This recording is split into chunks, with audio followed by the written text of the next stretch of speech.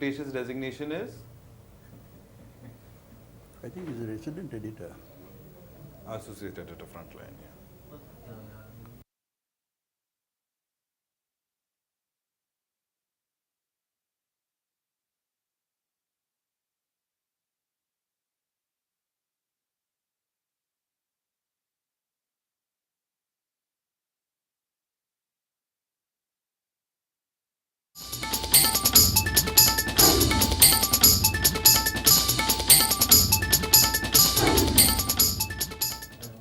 Hi, you're with India Post Live, India's first online news conversation web TV. I'm Ishan Russell, and India Post is, of course, a forum for you to participate in. Use social media to get in touch with us. Use Twitter, hashtag India Post Live to your tweets, or use our Twitter handle at India Post Live. You can use Facebook to get in touch with us. Our Facebook page is there for you to like and comment over there. And also, you can use IndiaPostLive.com. That's our website where you can watch this right now live. And in case you're watching this later, there are other videos as well for you to check out. So do leave a comment over there as well. And in case you want to participate in the discussion, you're most welcome to do so via Google Hangout or Skype.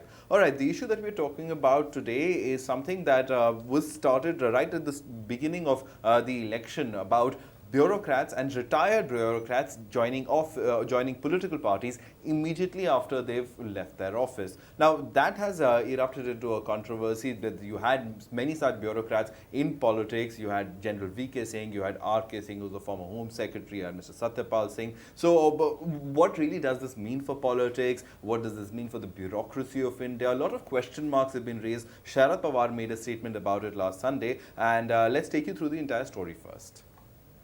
It was supposed to be a celebration of NCP's 15th anniversary last Sunday, but Sharad Pawar used the platform to launch an all-out attack on the BJP. Pawar blamed them for spreading communal violence across Maharashtra, especially with the killing of Pune techie Mohsin Sheikh last week. Pawar also took on the recent entrants within the BJP, the likes of former Army Chief V.K. Singh, former Home Secretary R.K. Singh, and former Mumbai Police Commissioner Satyapal Singh for joining the BJP within a few months of retirement.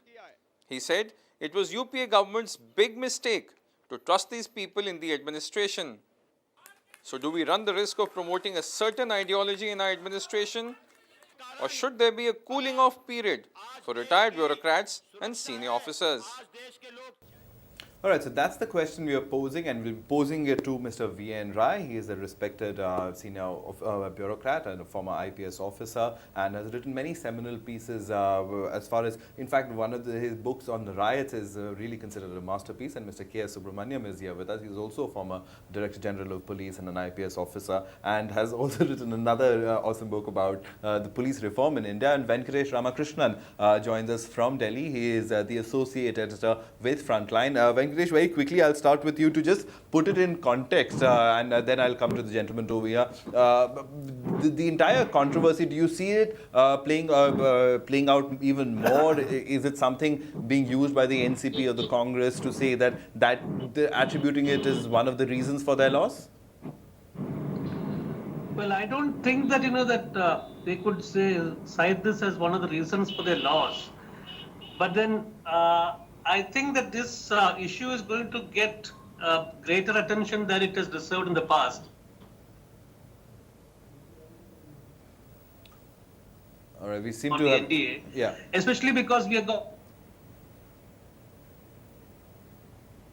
All right, we seem to have lost that connection with Venkatesh. We'll try to re-establish that. But, sir, Mr. Subramaniam, what would you make of this? I mean, should there be a cooling off period, or once a bureaucrat is retired, he can go join politics immediately? What do you think? Not just a cooling off period, but a total ban. Because what is happening is that senior officers, senior IPS officers posted in key positions, like in the IB, CBI, CRPF, BSF, top positions in central police organizations mainly, and also in places like metropolitan cities like Bombay. Satyapal Singh is a good case, and also army officers like V.K. Singh. Now they are positioned in such a manner, it becomes very easy and convenient for them to lobby for themselves through their connections in politics, and that leads to disastrous consequences, and you can see it everywhere. Police officers now dominating the show. For example, somebody like the current National Security Advisor, he has a strong political connection. And he finds himself probably the third most important man in India after the Prime Minister and the Home Minister. Now, you see, he is a bright officer, very brilliant person. I have nothing personal against him, but it reflects badly on the political system. All right, but Mr. Rai, it's not just about retired police officers or bureaucrats or other people. It's also about many of them, while serving, give up and join politics. So, is there an inherent attraction that is there, that you think that is a more lucrative career? Politics is a very attractive career, there is no doubt. But it is a very debatable issue, what you are raising. My personal, I will confine only to these 3-4 cases which you have just mentioned. You tell me that as a Home Secretary, you were supposed to draft a bill which was which was to prevent the communal violence. And there was an ideology which was opposing that bill. And the party you have joined condones to that ideology. So 2 months back you were against communalism, and 2 months later you joined the party which is, the bill was coming mainly keeping that party in mind. So it is a very, and then Chief of the Army Staff, it speaks poor of the earlier rulers also. They did not have intelligence about their chief and about their Home Secretary or about their Commissioner of Police, because these three were appointed by the earlier government. But it speaks bad of these people also, that they are joining an ideology which they were supposed to fight when only 2-3 months back when they were in the seat of power. So personally I feel that some 2-3 years cushion should be there. All right, a 2-3 years cushion is what Mr. Rai is suggesting, and Venkatesh Subramaniam says a total ban on former bureaucrats entering politics. But this entire issue of conflict of interest, how vexed is this? Well, I would rather agree with Mr. Rai, because everybody has a political opinion. It's not as though just because somebody is in government service, he or she loses his political opinion, his ideological color. This idea of cooling off period is what I would suggest is a possible way out. Talking about the kind of nexus that exists while these people are in government, one has seen that this also exists, and also people, even bureaucrats and IPS officers who do not have any clear political ideology or political belief, they also tend to follow certain leaders or those in power and try and get things done for them, and this also leads to political affiliation at later point of time. So overall, this whole idea of having a cooling off period is what I think is a positive step. All right, but the cooling off period does not mean, Venkatesh, that while you might not be actively joining politics in a full frontal attack, but you still would be consulting. I mean, Mr. Doval has been the shadow NSA for the past 10 years. Yeah, you can't help it. As I was saying, that that it does not mean anybody who is in government service does not mean that that he or she completely gives up his political view. He or she is completely insulated from the way things are happening in the country or in the world. So it is natural that these people would have political views. They would take positions.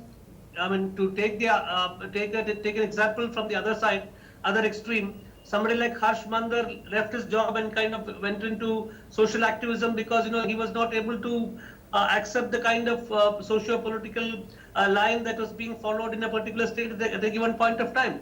So this would be there. I mean, you just can't. You have to live with it. I think democracies across the world, not just in India, across the world live with this kind of situation. So the whole point is to have mechanisms and checks and balances to kind of find a way out and kind of temper this whole process. All right, Mr. Varun, Venkatesh pointed to a very interesting thing that, I mean, the political affiliation is often forced upon an officer because it could really depend on his next posting or how important is he in an administration. So, for that, you could be forced to adopt an ideology. Is that the case? Is that the pressure that often officers I think deal with? Venkatesh mentioned the case of Harsh Mandir. My information is that Harsh had a very good offer from a British NGO, and it was very convenient for him to leave the IAS at that time. So, you know, it depends on what your position in life is and what you want to do, because Harsh is basically an NGO type of IAS. He was not a serious IAS officer because his mind was set up in that way. But in the case of others, you know, I would just tell you that in police, it's a very serious issue. We were all trained in a particular way. We were told that we are a professional body, we are independent, objective, non-political or apolitical. We need to follow only the law and so on at the time of entry into the service. But later on, after the emergency period, total change took over because Mrs. Gandhi introduced the concept of commitment, committed bureaucrats. And the famous police scholar David Bailey, who visited India at that time in 1983, he wrote an article in which he said police officers are penetrated by politics, participate in politics, and every day they are getting interested in talking about politics all the time. What does it happen? What does it tell about the police service, top police service? It's a total politicization. It's very harmful for the way the governance is conducted, which means that you see officers who manage to occupy top positions, they are able to cultivate political contacts, and you know they come into politics like he says, you know, you are supposed to draft a bill in which communalism is banned. At the same time, you very next month or a couple of months later, you join the party which is accused of promoting No, also the communism. other thing, I mean, a lot was said about how the Home Ministry functioned. I mean, so that kind of information, is there any law governing an officer after retirement for like privileges or the Secrets Act or something like that? Official Secret Acts is there, but I don't think it binds you completely after retirement. While you are in service, you are prevented from disclosing certain things. But for example, you know, the Intelligence Bureau, how the Intelligence Bureau works, it's a complete secret. Nobody knows what it, how does it function, what is the nature of its working and so on. You know, it submits only two kinds of reports, secret reports and top secret reports. Nobody is expecting to know what they do. But you know, the situation became such a serious matter, and the LP Singh committee was set up, and the LP Singh committee prescribed a charter of duties and, you know, framework, legal framework and so on. But they were never implemented because the officers who are holding the power in the organization, they are not interested in implementing. And they, you know, they have political ambitions as well. All right, so are the two really deeply intense? There are two situations. Personally, I feel that officers are cleverer than politicians. There are officers, Very true. IAS and Very IPS true. and other services also, Much more who can intelligent fool also. all the politicians of all the shades. They are loyal to Congress, they are loyal to BJP, they are loyal to Mulayam Singh, they may be loyal to Lalu. The moment the government changes, they Change their colours. But here the situation is different, because you are now showing your loyalty to a party which stands for an ideology. It is not only an opportunistic. But then why? How can, if a officer is allowed to vote, then Yeah. he could have Then an certainly ideology. he should vote as a citizen. He has some certain rights which any Indian citizen will have. But when you are functioning in a government, for example, in Intelligence Bureau for many years, nobody with a Marxist background was taken. Nobody Muslim was taken. No Muslim IPS officer was taken. The present director IB, who is a Muslim, was perhaps the first Muslim IPS officer. And I had very heated discussions with IB officials. I always used to ask them, are you CIA? You never ban people who have RSS background in their student lives. But you ban people who were from the SFI or from left background. Or you ban IPS officer. There was a cabinet secretary who was a Muslim. Yeah. But no intelligence bureau officer could be, a Muslim cannot be intelligence bureau officer. Things are very complicated. Personally, I feel that if an officer is joining a party with a strong ideology, it means that ideology must have been in his heart right from the beginning he entered the career. And a communal ideology or an extremist ideology, certainly I personally feel that bureaucrats should be screened properly. Some psychoanalysis test should be taken, and sensitive appointments like Chief of the Army Staff, like Home Secretary, like Commissioner Police Mumbai. Personally, I feel that such officers should be avoided. They should not be given such sensitive appointments. All right, but then how can you really determine that, Venkatesh? Can you say that this officer is influenced by the BJP or not influenced by the BJP or the Congress for that matter or the SP for that matter, and therefore should not be given this post? Is that a feasible option? I don't think it's a feasible option because in the system you can never say which way things are going. I mean, so there is no way you can really determine. But as Rai very correctly pointed out, there used to be a kind of system that the Indian administrative system, or rather the larger Indian state, used to follow, which was to kind of keep off the people with communist background, people coming from the Muslim community. And if you look at the kind of polarization and communalization that exists in our services, whether it is the police or it's the army, I think there is a sufficient element or a very large element of communal polarization happening within our services, both within the police as well as in the army services. So there is no mechanism to look at all these things. That is the fundamental problem that we are facing.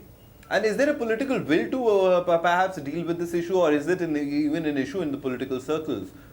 No, I think that political parties which have ruled this country over the last 6 decades have conveniently made use of this situation. They have tried to make use of the situation for their benefit. So all the parties which have existed have only tried to kind of nurture this situation according to their convenience and according to their needs. And I don't think there's been any real corrective measure that's been taken by anybody. All right, but what kind of corrective measures can be taken? Are we talking about sweeping reforms in terms of the appointment? And You see, my perception is that as long as a possibility of joining politics and attaining political power and bureaucratic power and so on, there will always be tendency to communalize or politicalize the administration. Once the opportunity for such corruption is avoided by ban, then officers will function in a more professional manner. Therefore, a very strict measure is required. But do you see that? I don't see that. I don't think it will be. I don't think it will be possible in our system, because the system is itself totally corrupted. So I don't think it's possible in India. Not like in US, for example, a general of the army becomes president of the US, but he functions according to certain norms, which the army, when he is in the army, he functions according to the army code of conduct. But when he becomes president of the US, he functions in a very different manner, and he is able to separate the two experiences. But that doesn't happen in India. Look at V.K. Singh's case. It's absolutely scandalous. He joined Anna Hazare's movement, tried to cultivate them, and slowly moved away, and then joined BJP, and then got elected. And even after being elected, he's abusing his successor and making all sorts of comments, which even his own current minister is objecting to it. And then he also says that the ministry's affidavit submitted in the Supreme Court is all false, and he accuses the successor of being a dacoit. How can such a thing happen in Indian politics? I think he should be immediately dropped by the government. Yeah, I mean, the government is certainly in an embarrassing position because of that. But Mr. Rai, at the end of the day, the political pressures will exist, the opportunities will exist. How does one really resolve this? I mean, ultimately, like for example, it's said in cricket, the game should be played in the spirit of the game. Has the spirit of the being an officer, has that somewhere been lost, and it's about becoming a career-oriented kind of thing? Well, I agree with what Mr. Subramaniam has said, that it may be very difficult, rather impossible to clean the system. But personally, I feel that if you put a ban for say 2 years, 2-3 years, not only joining some political party, joining some business interest also. Yes, that is a absolutely. very That's an important area. yeah. 2-3 years should be sufficient in the sense that after all one retires at the age of 60 or 62, life expectancy has increased. So you cannot ask a person to sit idle in the home at the age of 60 or 62. But 2-3 years cushion to me will, I think to some extent, it can improve the situation. All right, Venkatesh, it's not just politics. I mean, a lot of bureaucrats also joined business, and they're on boards of directors of companies, and so I mean, it's not just politics at the end of the day, and there is other employment out there. So why not? No, but as far as business is concerned, and as far as joining corporates is concerned, at least on paper you have some rules and regulations which kind of prohibit people from joining. Especially people who have worked in public sector enterprises from joining corporates and private sector enterprises. But then this rule again is observed more in its breach than its observation. So that factor is also there because we have the country's biggest corporate company taking people from various organizations, including premier organizations like ONGC. Even before they have completed 3 months or 2 months of their retirement. So this is there on paper. So again, it is one thing to have these things on paper, have these stipulations on paper, talk about this cooling period and all that, and the other thing to kind of see that it is really enforced. Again, almost all political parties, especially the political parties which have ruled India, I mean the union government, have conveniently used all these laws for their advantage, and kind of they have been engaging in subterfuge as far as these laws are concerned. All right, but Mr. Subramaniam, then the final question to you is there enough within the bureaucracy, within the police force, within the IAS services or other services to self-correct? Is there, I mean, it is a strong lobby at the end of the day. I mean, no political party can go against one if the entire community Quite stands apart around from it. the lobbies, as I see it, Indian society is a very permissive society. Whatever the laws, they need not be observed. Hindu religion itself is a very permissive religion. In Gita, for example, murder is justified in the name of doing your dharma. What sort of religion is this? So I think this society will not improve unless caste is removed. Like for Ambedkar, in my view, was the greatest intellectual produced by the Indian freedom struggle. Look how Ambedkar was treated in India. Right. So he wanted very, very strict religion, very strict politics, and he had very high ambitions and he had a tremendous role to play. But where does Ambedkar stand in India today? So it's a very permissive society. All right, so that And also permissiveness oppressive, allows it's it. very oppressive as well. So how do you equality enforce equality in society? Society needs equality. There is no equality in Indian society. Final word, Mr. Rai. There are rules, but only thing is that there is no will to enforce them. The situation in India is that you show me the face, I will tell you the rule. So you simply see the joint secretaries and secretaries who have retired only from 2 ministries, petroleum and telecommunication. Yeah, Almost absolutely. 100% of them are employed in some private business companies, interest. yeah. Similarly with IAS, IPS and other organized service officers, the moment they get an opportunity, they join a party, they join an NGO. So only thing is that there should be a political will to enforce the law, All the right. rules. All right, so perhaps rethinking a relook at this entire issue is certainly warranted. Thank you very much for coming in, Venkatesh, and joining us and shedding light on this subject. And thank you very much, Mr. Subramaniam and Mr. Rai. It was a pleasure Thank having you. you in the Thank studio. you. Thank you so much for coming Wonderful. in. So that was a presentation on whether there should be a ban or whether there should be a cooling off period on former officers joining politics. You have seen the repercussions of that. So do write into us and tell us what you thought about this. Thanks so much for watching.